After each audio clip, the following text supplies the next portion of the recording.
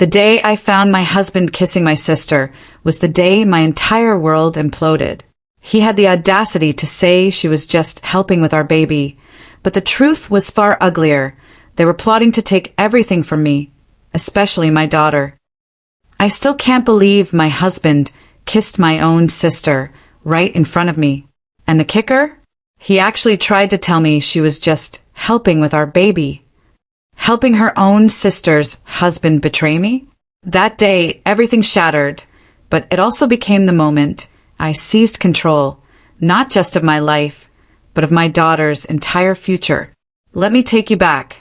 We needed money, so I went back to work when our daughter, Ava, was just 8 weeks old.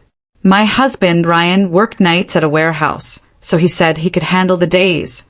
Then my sister, Tessa, lost her job and offered to watch Ava while Ryan slept. Tessa adored Ava, and she was already staying in our guest room while she figured things out, so it seemed perfect. A perfect solution.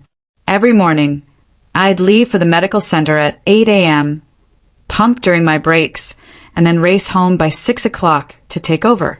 Ryan would wake up for his 9 p.m. shift, and Tessa would help with dinner and getting Ava ready for bed. For 4 weeks, it was like a well-oiled machine. Ryan was sleeping well, Ava was happy and calm, and Tessa seemed to genuinely enjoy helping. She'd even send me adorable photos of Ava's first smile or her tummy time adventures. I was so incredibly grateful for that family support, especially since my own mom was across the country and Ryan's parents really weren't interested in being grandparents. But then little things started to feel off. Like Ryan would be freshly showered when I got home, even though he was supposed to have just woken up. Tessa would wear my robe, claiming hers was in the wash. Ava would sometimes be in clothes I'd never seen before, and Tessa would just brush it off, saying they were gifts she'd bought. And the weirdest part? Ryan, who'd never cared a single bit about babies before, suddenly started critiquing how I held or fed Ava. It was unsettling. Then came the day I forgot my breast pump parts. I drove home during my lunch break, slipping in quietly so I wouldn't wake Ava if she was napping. As I walked past the living room, I heard them. Ryan was laughing at something on TV, and there was Tessa, curled up on the couch, Ava peacefully napping on her chest. They looked like a family, my family. And then Tessa said, "This is so much better than her old life, watching me." And Ryan, my husband, leaned over and kissed her head. "You two are a fantastic pair," he said, so casually, so intimately. Neither of them even saw me standing there, my heart seizing in my chest. That night, I decided to test them. Ryan claimed he was exhausted from his nap, saying baby care was so demanding. But Ava was exclusively breastfed from bottles I'd pumped and carefully labeled. Yet, Tessa claimed Ryan had been so hands-on with her feedings and changes. I went to the fridge. Half of my breast milk bottles were untouched. They'd been giving her formula. When I asked why, they just shrugged, saying Ava seemed hungrier than what I was offering. It was their decision, made without a single word to me. The next morning, I called in sick, but I didn't stay home. I left the house, parked down the street, and waited for an hour. Our front door was never locked when I left for work, which was strange. So I used my key. And there he was, Ryan in his boxers making breakfast. And there she was, Tessa at the table wearing my silk nightgown, the one Ryan had bought me for our anniversary. Ava was in her bouncer, nestled between them. They were completely ignoring my existence, chatting away about weekend plans. When they finally noticed me, Ryan scrambled for a shirt and Tessa quickly pulled the nightgown closed. I asked Tessa why she was wearing my clothes. She mumbled something about spilling coffee on her pajamas. They exchanged a quick, silent glance, a secret shared between them. Just then, Ava started to cry. They both rushed to her, a seamless, well-practiced dance. Ryan scooped her up, bouncing her just like I did, while Tessa, without missing a beat, handed him one of my prepped bottles. It was sickening. They were completely coordinated, like they'd been doing this for weeks. And that's when it hit me. While I was away busting my but at work, they had been playing house with my baby every single day. I went back to work the next day, but I informed my boss I was taking my maternity leave immediately. I just needed to close out a few cases. She was incredibly understanding, letting it start that Monday. I didn't tell Ryan or Tessa. Instead, I watched them. I started noticing Ryan sometimes showing up late for work, pushing it right up to his 9 p.m. start time. I saw Tessa doing our laundry, mixing her underwear right in with Ryan's boxers. They even had a shared playlist on the speaker. Hat Saturday, I called in for an emergency shift. But really, I was at my friend Samantha's house, glued to our Ring doorbell camera.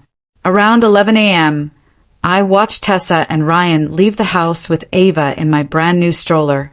Ryan pushed the stroller, Tessa holding onto his arm, as they strolled off toward the farmer's market.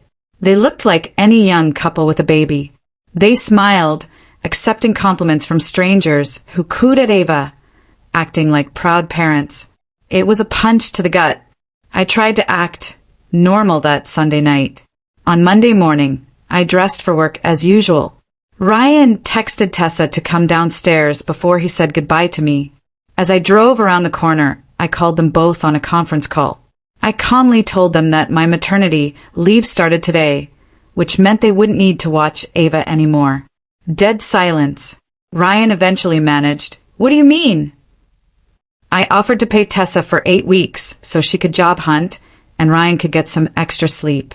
Tessa stuttered about wanting to help, but I cut her off. "It's not necessary," I said, "since I've enrolled Ava in morning mommy and me lessons." That night, while Ryan slept, I checked his phone. My hands were shaking so badly I almost dropped it. When I finally found their messages, I hung up the phone. I reclaimed the device and scrolled. Their conversations went back weeks, maybe longer.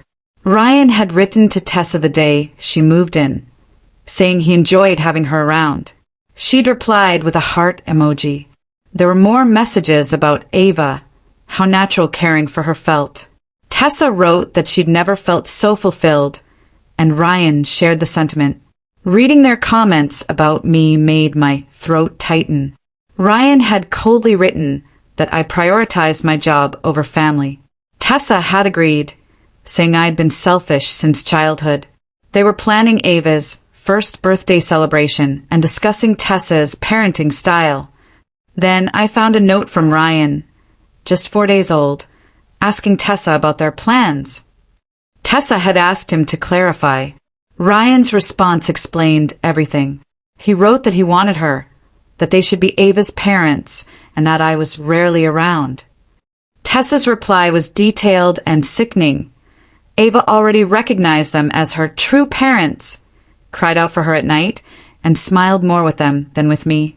Even if it was a lie, they were creating a narrative.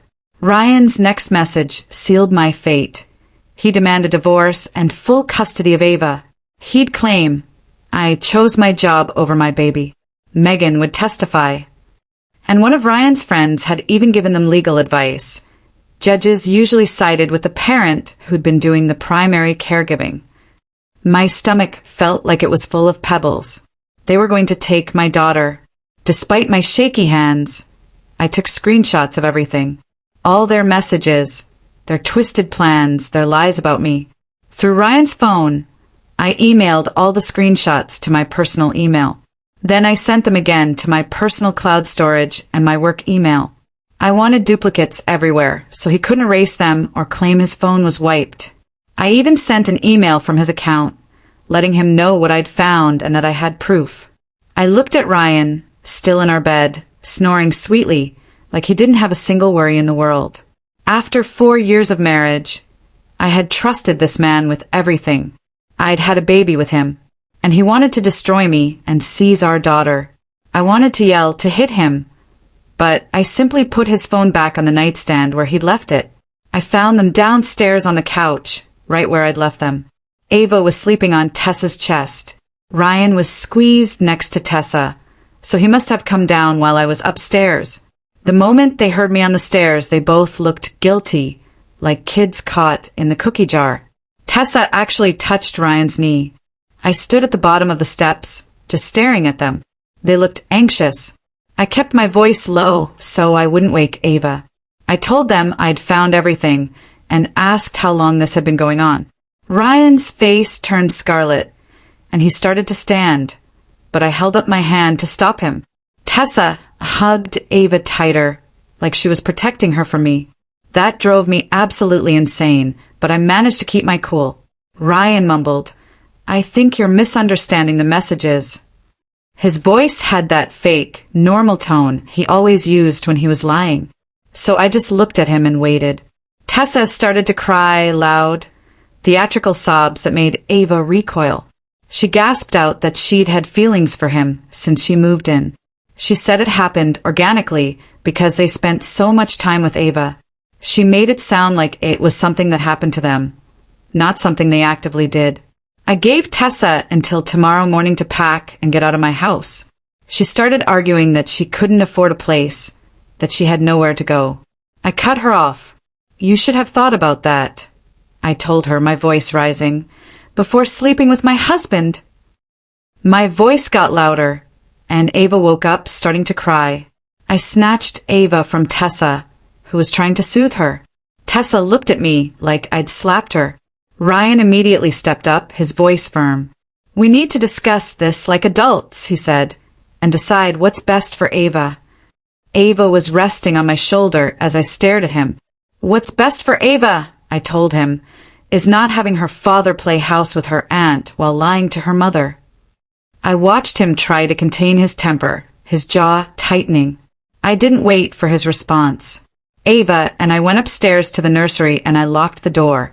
I could hear them muttering harsh words downstairs, but I couldn't understand what they were saying. I nursed Ava in the rocking chair, trying desperately to forget that my entire life had just fallen apart. My hands shook. Tears streamed down my face, but I fed her, I rocked her. Ava eventually fell asleep, and I gently put her in the crib before grabbing my phone. When Emily answered, I poured out everything, the messages, their plans, their sickening activities. I spoke without interruption, and she listened. When I finally stopped, she simply said she was coming to get me and Ava, and we could stay with her as long as we needed. I assured her I wouldn't leave my home. I wouldn't be evicted from my house. But I begged her for help figuring out what to do next, because I had no idea. She promised to be there in an hour and told me not to talk to Ryan or Tessa until then. "Lock the nursery door," she instructed. "Okay," I said and hung up. Ava slept peacefully, oblivious, while I sat on the floor next to her crib.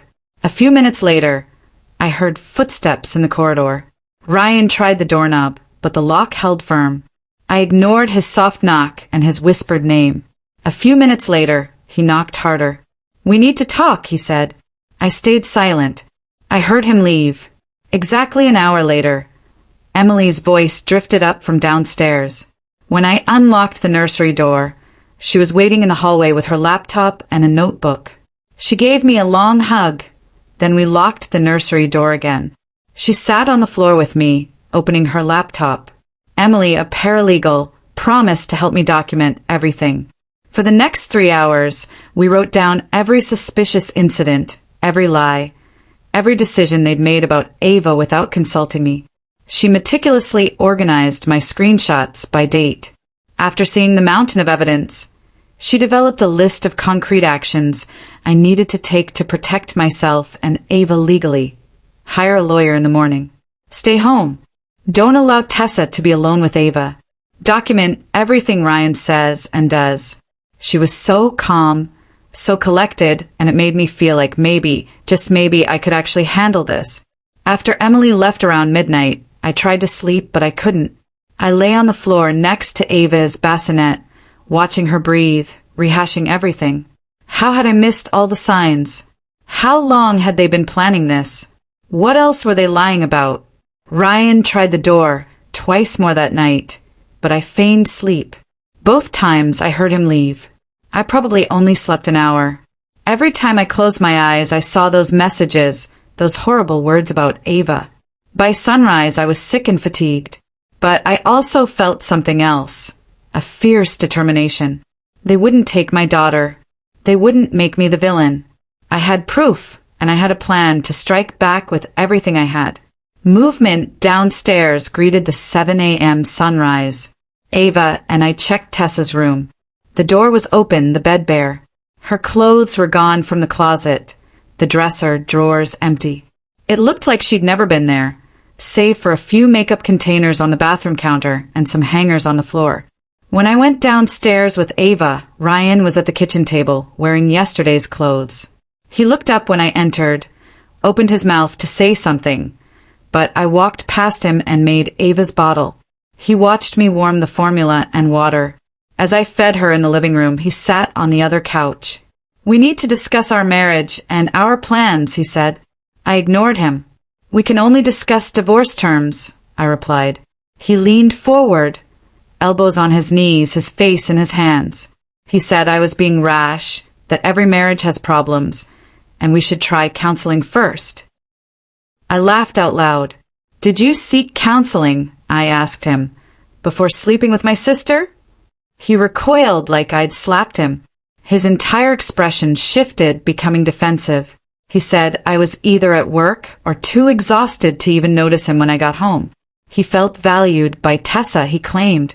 She cared about his day. After feeding Ava, I burped her over my shoulder.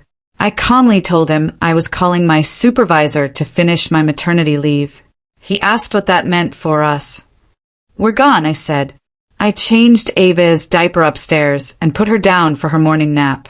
Then, from my bedroom, I called Grace, my supervisor. I told her I needed to prolong my absence for personal reasons. She didn't pry. She simply told me to take 12 weeks, and my work would be waiting when I was ready. She advised me to prioritize my baby and myself over work. I thanked her and hung up. Ryan tried to talk to me twice more that day, but I ignored him. That night, without my permission, he moved his things into the guest room. 3 days of silence and tension followed. He kept trying to talk about working things out, but I shut him down. My priority was Ava and my own self-care. On day 2, I called Emily for the lawyer's number. Within 7 minutes, David Brooks's number was in my texts. When I called his office, I explained my situation to the receptionist. She said he was booked, but when I mentioned the affair and custody, she put me on hold. David called back and instructed me to come in at 3 o'clock. I printed all the text messages, packed the screenshots, created a timeline, and assembled photos from the Ring camera. With Ava in her car seat and a folder of evidence, I went to David's office. He shook my hand, a man in his 40s with distinguished temples, and offered me coffee. In his conference room, I laid everything out. He noted each message attentively, studied the Ring camera photos for a long time. Then he leaned back and said I had a solid case for full custody. He explained that the affair was bad enough, but their deliberate attempt to alienate me from Ava and claim I was an absent mother would severely hurt Ryan's case. Ryan's night shift schedule prevented him from truly being Ava's primary caregiver during the day. Any claim he made about being the primary parent was shattered by their secret formula feeding and leaving Ava with Tessa while he slept. David advised us to file immediately for temporary, full custody during the divorce. I signed the retainer agreement that afternoon. David filed for divorce 5 days later. He served Ryan at the warehouse during his shift. Ryan returned home at midnight, slamming the front door so hard the walls shook.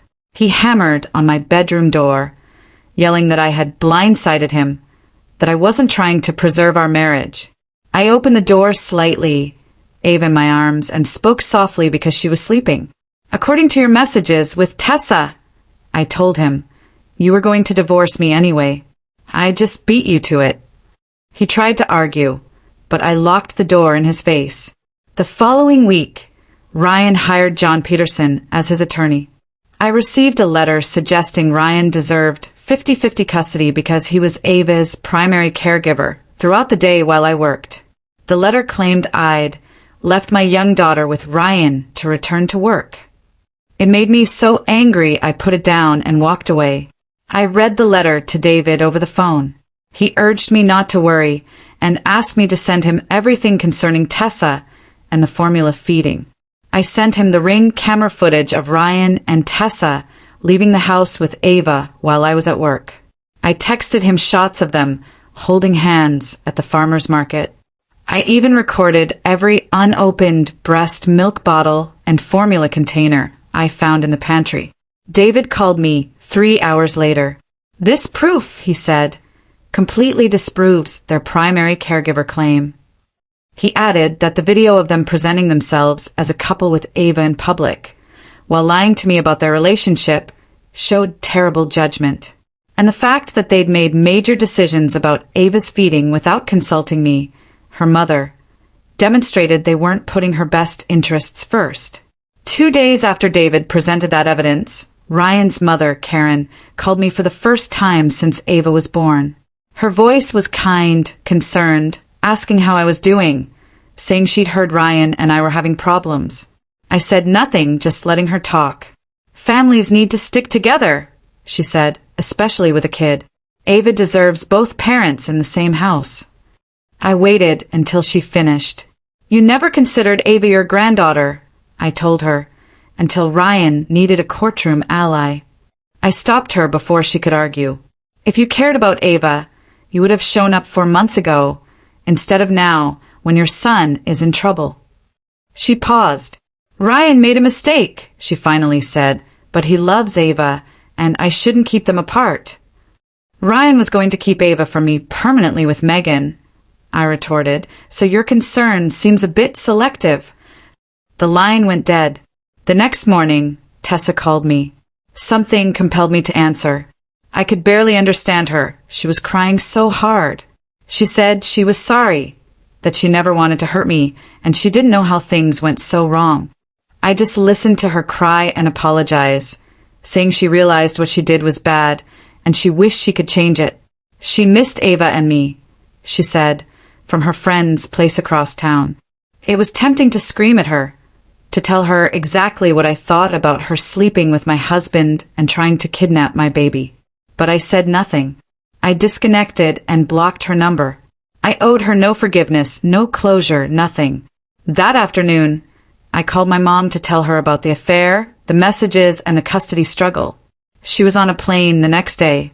When I picked her up from the airport, she held me so hard I almost cried for the first time since finding those messages. She was incredibly upset with both Ryan and Tessa. "I can't believe her own daughter would do it," she fumed on the way home. "And how could Ryan possibly believe he could steal Ava from you?" When we got home, she took care of Ava, allowing me to prepare for court. She changed diapers, fed Ava, rocked her to sleep, and made sure I had time to meet with David and organize my evidence. Her presence made everything seem a little less unattainable. A week later, I received notice that the court required mediation before contested custody. David indicated this was typical procedure, and I shouldn't worry, despite its likely failure. I had to agree, but I knew I wouldn't compromise on Ava living with me full-time. My home was Ava's home. Ryan could visit. The mediation began in a courthouse conference room. Ms. Thompson, one of the mediators, looked 60 and exhausted before we even started. Ryan and John sat on one side of the table, David and I on the other. Ms. Thompson outlined the procedure, hoping we could reach a good deal for Ava without going to trial. Then John was asked to describe Ryan's position. He claimed Ryan had been Ava's daytime parent for her first 4 months, while I returned to work. He argued Ryan deserved equal parenting time because he'd shown he could feed, change, and put Ava to sleep. David shifted in his seat next to me, ready. When John finished, David pulled out my evidence folder. He explained that my sister Tessa had watched Ava when Ryan was supposed to be sleeping during the day. He handed Ms. Thompson the formula containers and marked breast milk bottles that showed they'd made feeding decisions without me. Ryan wouldn't need Tessa, David stated, if he truly was Ava's primary daytime caregiver. John seemed annoyed, but claimed Tessa was helping his family support. Ms. Thompson raised her hand and faced Ryan. She asked him about his friendship with Tessa and how much she helped Ava daily. Ryan blushed, looking at John before responding. He admitted Tessa helped Ava, but tried to downplay it, saying she was helping the family and being a good aunt. Ms. Thompson asked if Tessa lived here. Ryan answered yes. She then asked if Tessa was there during the day while he was sleeping. He had to respond yes again. David saw his opening. He grabbed his phone, loaded with Ring camera footage, and slid it across the table to Ms. Thompson. The video showed Ryan and Tessa leaving the house with Ava in the stroller, walking to the farmer's market, holding hands, and stopping to talk to passers-by who clearly assumed they were a couple with a baby. Ryan's red cheeks turned practically purple. John looked furious and asked Ryan why he hadn't told him. Ryan stammered that it wasn't what it seemed like, but David interrupted with the text messages.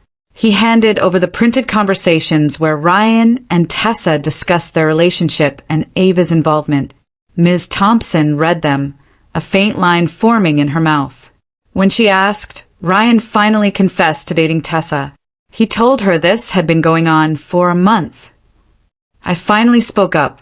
The texts indicate it had been going on for at least 4 weeks after Ava was born, I stated. Ms. Thompson looked at me and asked what custody arrangement I would accept. I told her Ryan could have daytime visits, but I didn't want overnight visits until Ava was weaned. Ryan erupted. He claimed I was using Ava to punish him out of vengeance. He claimed I was trying to keep his kid from him because I hated Tessa. I remained calm. He meant to hide Ava from me permanently, I said, so he can manage supervised visits for a few months until we get a custody order. Ms. Thompson tried to compromise, but I wouldn't give up on no overnight visits, and Ryan wouldn't accept anything less than 50-50 custody. After 3 grueling hours, she pronounced mediation failed and suggested a court decide. David requested temporary, full custody the next day. He contended that Ava was still young and exclusively breastfed, that I had been her primary parent since birth, and that Ryan's contact with Tessa indicated poor judgment in Ava's care. The temporary custody hearing was a week later.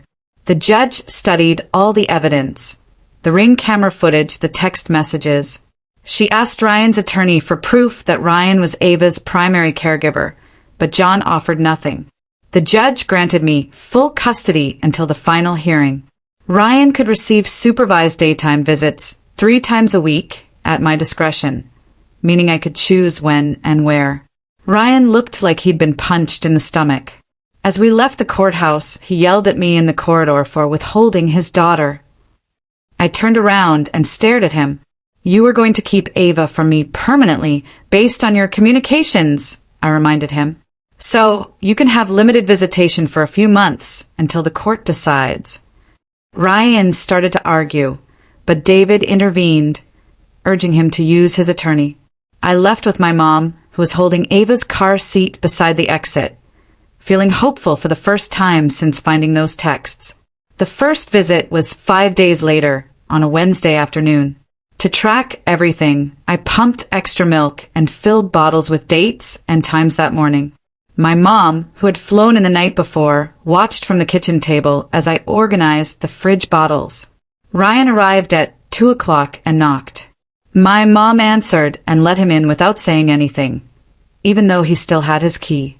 He looked exhausted, like he hadn't slept in days. He asked where Ava was without looking at me. After her nap, I gave him her and a bottle. He held her awkwardly and sat on the couch, while my mom sat in the armchair across from him. I left the baby monitor on and went upstairs to give them room, but I could hear everything. Ryan bounced Ava too hard for 10 minutes as she fussed. My mother told him twice to support her head. He gave her the bottle I made and burped her when my mom reminded him, then scrolled through his phone while Ava rested on his chest. When I returned after his 3-hour visit, he handed me Ava without looking at me. As she walked him to the door, my mom told him his next appointment was Friday. Friday's visit was interrupted after 20 minutes by a knock on the door. I heard Tessa ask to come in when my mom answered. My mom declined. Tessa had to abandon Ryan's time with his daughter. Tessa said she just wanted to help with Ava, but my mom stopped her. "Ryan's mistress has to leave this house if he wants to see his daughter," she stated, her voice icy. Ryan stood up with Ava, having heard everything from the living room. He informed my mom Tessa was allowed in the doorway. My mom turned and stared at him with a newfound coldness. She told him the court order didn't require Tessa to be there during visits, and that she'd call David now to shift the visits to a supervised facility if he pressed it. Ryan's face was red, but he didn't dispute it. After Tessa left, my mom closed the door and resumed her seat. Ryan held Ava and stared at the wall for the rest of the visit. My next Tuesday visit was with Dr. Rachel Pierce, a therapist. In her office, for an hour, I told her everything. The affair, the messages, the custody struggle, my inability to even look at Ryan without wanting to scream. After I finished, she inquired what I wanted for Ava's father-daughter relationship. I wanted a parent who cared about Ava, not someone who wanted custody just to win against me. Dr. Pierce spent the rest of the session helping me separate my anger at Ryan from Ava's needs. She remarked, "Kids can sense when their parents hate each other, and it affects them even when they're babies." I left thinking I could co-parent without going insane, but it would be hard. 3 days later, my friend Jessica called to say she'd met Ryan's cousin at the grocery store. The cousin had told her Ryan was telling everyone I left Ava to focus on my career and forced him into Tessa's arms because I was never home. As I was thinking about that, Karen called again. Before I could greet her, she screamed that I was a selfish witch, poisoning Ava against her father. She claimed I was using the baby as a weapon and that Ryan was a great father who deserved equal time. I tried to intervene, but she continued, saying I'd trapped Ryan with a pregnancy and was punishing him for being honest about his feelings. Ryan's text messages showed him planning to remove Ava from me. I told her and hung up. She called 4 times, but I didn't respond. Karen unexpectedly arrived at my residence the next morning. The doorbell rang as Ava was being fed in the living room. I heard Karen begging to see her granddaughter when my mom answered. Karen entered the living room despite my mom's warning. She approached me and tried to take Ava from me, stating she was walking her granddaughter. I removed Ava and urged Karen to leave my house. She shouted about grandparents' rights and that I couldn't keep her from Ava. My mom called 911 when I locked myself in the bathroom with Ava. The police came and removed Karen from the property. As soon as they left, I called David. He filed for an emergency restraining order that afternoon. We had a hearing 3 days later, and the court allowed it quickly after hearing about Karen trying to take Ava without authorization. Karen now had to stay 500 feet from me and Ava by court order. A week later, I learned the judge had scheduled a custody evaluation. Rosanna Adams, an infant-focused family therapist, would conduct it. The notification stated that she would interview Ryan and me separately, observe us with Ava, and make custody recommendations to the judge. David assured me this was normal and that I shouldn't worry since I was Ava's primary parent. I had my evaluation at 11 a.m. the following Thursday in Rosanna's office. I arrived 15 minutes early with Ava in her car seat and a diaper bag full of supplies. Rosanna's downtown office had toys and books in her waiting area. Rosanna, a woman in her 50s with gray hair in a bun and friendly eyes behind wire-rimmed glasses, emerged at 11 sharp. She shook my hand and asked me inside her office, which featured a comfy couch and a corner play area. She asked me to sit down and began asking about my work schedule, my parenting style, and how I'd been coping since Ava was born. I honestly explained that I'd returned to work at 8 weeks because we needed the money and that I'd been pumping and rushing home every day to be with Ava. She asked about Ryan and Tessa, so I informed her about the texts and their plans to hide Ava. Rosanna noted everything but didn't respond, just kept asking inquiries in a neutral tone. After 3 hours of chatting, she requested that I feed and snooze Ava so she could observe. I fed Ava a warm bottle I'd brought while Rosanna watched, then changed her diaper and rocked her to sleep. Rosanna took more notes and congratulated me for being so attentive. Ryan was evaluated the week after. David called me later to say Rosanna had seen Ryan at my house. Rosanna's notes indicated that Ryan seemed uncomfortable with basic baby care and regularly checked his phone instead of playing with Ava. According to David, during the 3-hour visit, she observed him struggle to change Ava's diaper and give her a bottle, asking my mom for help many times. David stated this would likely help us when Rosanna gave the judge her final suggestions. At the next court session, John claimed I was distancing Ava from her father by limiting his visits. He thought I was vengeful and using the baby to punish Ryan for the affair. David instantly objected and showed that I'd offered Ryan many visits. After receiving my emails suggesting weekend or late visits, Ryan had denied them all due to his warehouse schedule. David noted that Ryan would rather work than spend time with his daughter, not me. The judge evaluated the material and noted it in her file, but she didn't rule that day. Through mutual connections, I learned Ryan and Tessa were still together and had moved across town. Someone saw them buying furniture at Target, wearing similar hoodies like a couple. I felt betrayed again.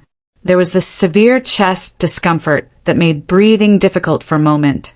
But then I saw Ava sleeping in her bassinet next to my bed and felt convinced. I divorced him correctly. Ryan and Tessa's relationship was based on lies and betrayal, and I didn't want that for Ava or myself. I wanted honesty, even if it meant being alone. David contacted me a week later to say Rosanna's custody evaluation report was complete and filed with the court. I read his emailed copy 3 times, my hand shivering as I clutched Ava against my chest. The 14-page report addressed our homes, parenting, and work routines. Rosanna advised me to keep primary physical custody and give Ryan progressive visitation as Ava got older. She wrote about Ryan's affair with Tessa and how it exhibited poor judgment that could affect his parenting decisions. She highlighted my consistent, professional care of Ava and the steady support structure for my mom and my career. Ryan, on the other hand, had trouble with basic baby care and often preferred work to time with Ava. 2 days before the next court hearing, John filed a motion to dismiss Rosanna's report. He said she was biased against Ryan because she spent more time monitoring him at my house, where he was uncomfortable. He claimed the evaluation was defective and shouldn't be used. David phoned me immediately to reassure me that judges seldom tossed out custody evaluations and that John was just attempting to generate doubt.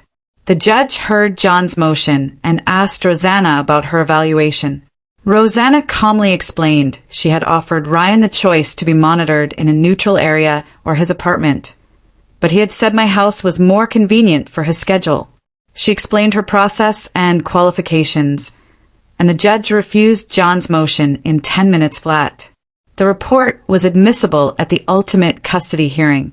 Ryan's face turned scarlet as the judge talked, and John actually held his arm to keep him from speaking. 2 weeks before the final hearing, David sent me a settlement offer from John. Ryan agreed to let me have primary physical custody if he got routine visitation every other weekend and 1 evening per week after Ava was weaned. This was exactly what I wanted from the start, before the legal battles, the custody evaluation, and thousands of dollars in attorney expenses. David phoned me that afternoon to discuss the advantages and downsides. He claimed trial could yield better terms, but trials were unpredictable, and judges made startling verdicts. This deal gave me certainty and prevented Ava from going through a custody battle where Ryan might disparage me on the stand. I promised David I'd accept. The relief was physical. I could breathe again after months of holding my breath. We completed everything in the judge's chambers on Tuesday morning. Ryan looked unhappy across the table from me, his eyes red from lack of sleep. We signed our initials on every page of the agreement with our attorneys in the court. The judge stressed that Ryan would face harsh consequences if he violated the custody order, including loss of visitation rights. Ryan nodded and signed the last page, finishing it. My marriage had ended, but Ava was safe and I had my life back. My mother stayed another month after the divorce. She was amazing with Ava, taking overnight feedings so I could sleep, cooking meals to freeze, and just being there when I needed to weep, vent, or giggle about something silly. She helped me create habits that worked for us without outside support. We made a timetable, and I could finally manage Ava's naps, meals, and playtime. She taught me how to make bottles for the week, sort Ava's clothes by size, and keep the house clean. When she finally flew home, I wasn't terrified. I was ready. The weeks after my mom departed were odd, yet pleasant. I started sleeping better because Ava was sleeping better, and I wasn't worried about court dates or Ryan's next legal move. I thought about the betrayal less and less, though it still hurt. Ava was growing, reaching milestones, smiling more, and truly becoming her own person. I could move forward without Ryan's lies or Tessa poisoning my home. I could make decisions about Ava without consulting anyone or fearing repercussions. I felt like I owned the house again, instead of sharing it with people who had betrayed me. Ryan had his first official visitation weekend that Saturday morning. His arrival at 9 a.m., exactly per the custody agreement, actually surprised me. My mom had flown out for the weekend just to supervise the handoff and check on me. I gave him Ava's diaper bag, bottles, and written instructions. Even though Ryan should have understood her routine, Ava reached for his face and chattered like always, seeming perfectly fine. He took her gently, thanked me formally, and left. He drove away after buckling her into the car seat I had ordered for his car. My mom made us tea, and I shed a few tears on the couch, not because I was sad, but because this huge, painful chapter was finally ending. When Ryan brought Ava back Sunday evening, she was happy, clean, and fed. He'd followed all my instructions and even emailed me pictures during the weekend so I could see she was okay. It gave me hope that maybe we could make this co-parenting thing work eventually, that we could both put Ava first, even if we couldn't tolerate each other. That week, I blocked Tessa on everything. Phone, social media, email.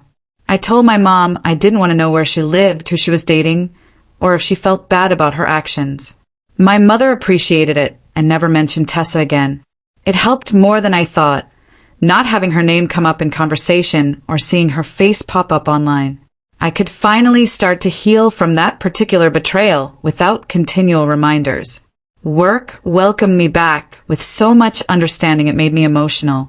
Grace had retained my position and even given me a little schedule modification so I could drop Ava at daycare and still make it to work on time. She allowed me to change my work hours to fit Ryan's visitation schedule and my pumping breaks.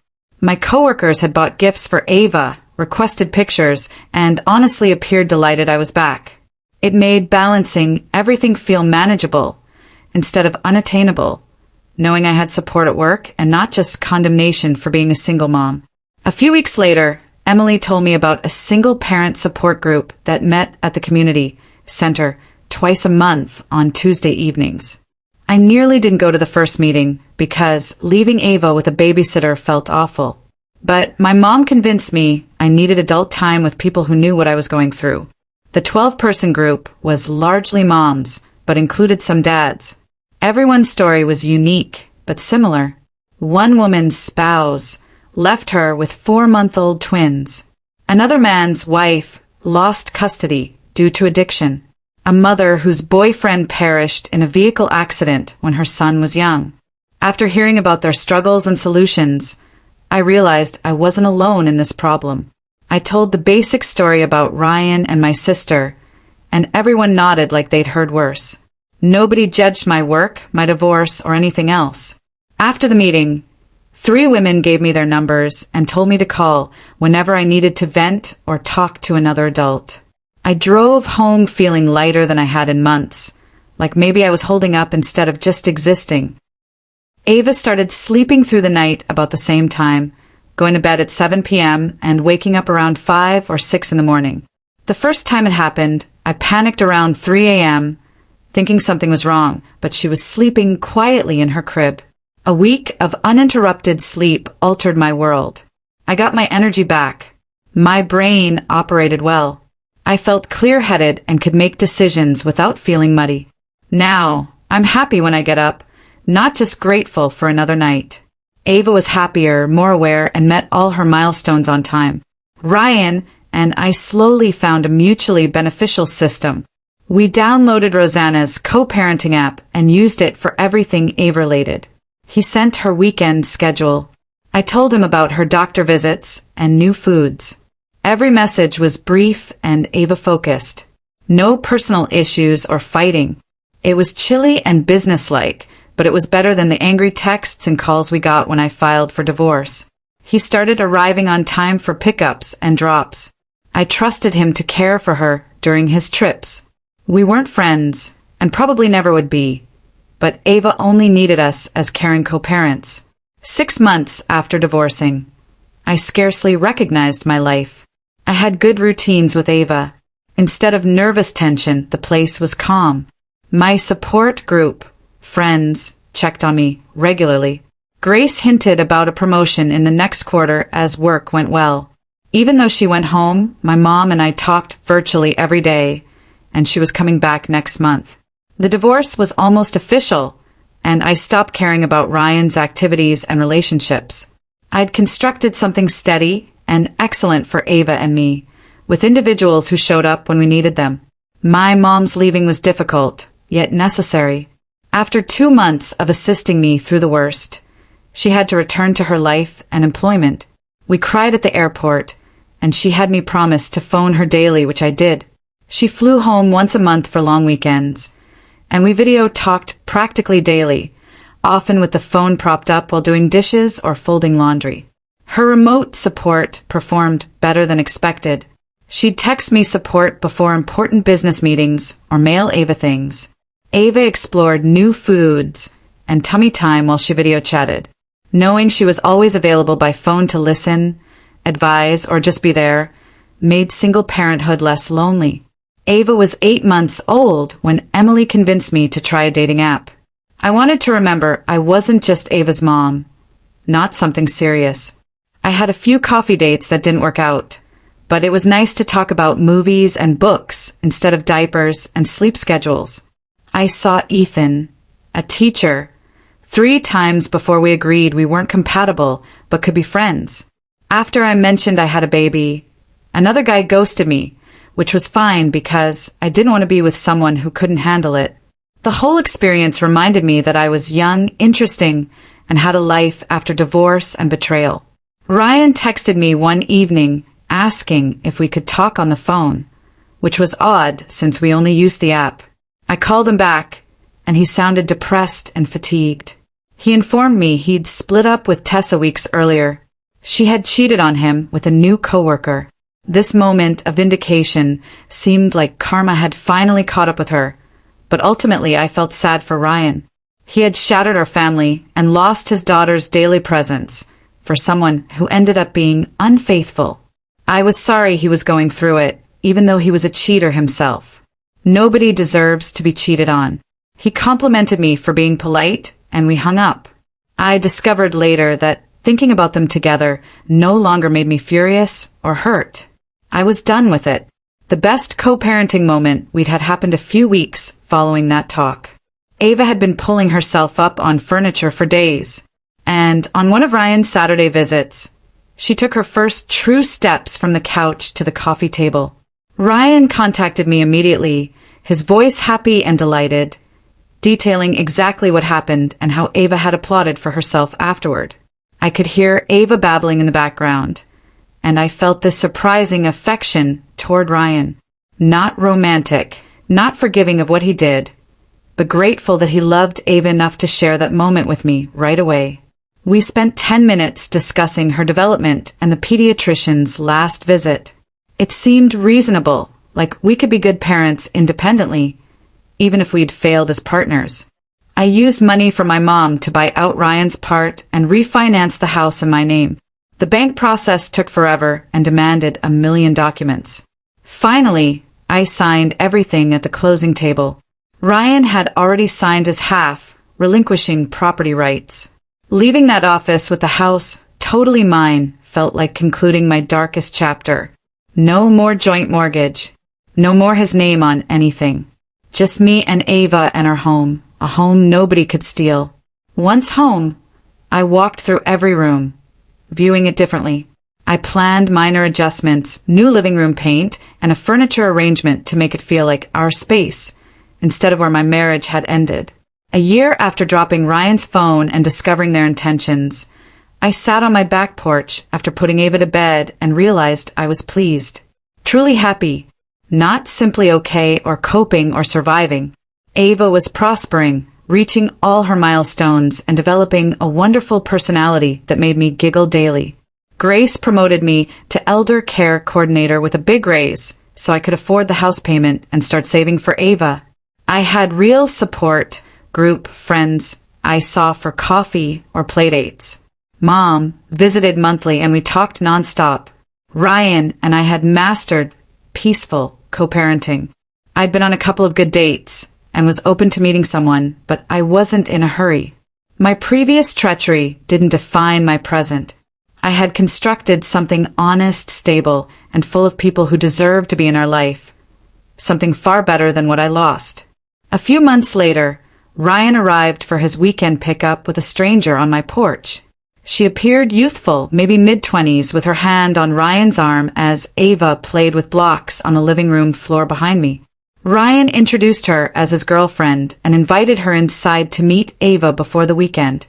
I stood back and watched this woman crouch next to my kid, complimenting her blocks and asking what she was making.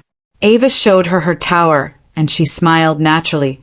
Ryan stood there nervously, expecting me to make a disturbance or tell them to go. But I simply had this peculiar curiosity about who she was, and if she knew how Ryan's last relationship had ended.